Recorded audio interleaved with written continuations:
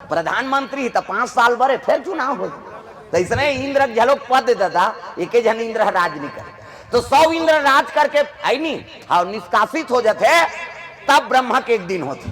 अब ब्रह्मा झलोक पद जैसे 100 ब्रह्मा राज करके पद ले छोड़ देते तो शंकर जी के एक दिन होते।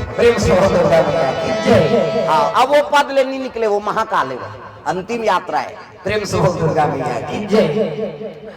तो इंद्र राज करते देवलोक में भगवान अमृत पिया दे विष्णु जी है सब देवता मतलब अमृत पिया दी किसे हाँ अब अमृत पियाई से हाँ अब अमृत पिया दी तब भजन नहीं करती वो तब जम्मो देवता भगवान के भजन भुला गए। अब जम्मो जन मई लोगन के नाचा दिखे में झपा अब नाचा देखते तेल मार पड़ते हाँ ते नाचा करवाना तोर गांव में झगड़ा नहीं करी दूसरा गांव में झगड़ा करे कोनो चीज मिले कई जन पीछे खाते अपन घर वाली ठेंकते हो फिर झगड़ा हो कैसे हो गया कते कते डाले है दो कहा मारा थे कैसे वो तो नाचा देख के आ है ना वो प्रभाव। प्रेम से दुर्गा मैया की जय।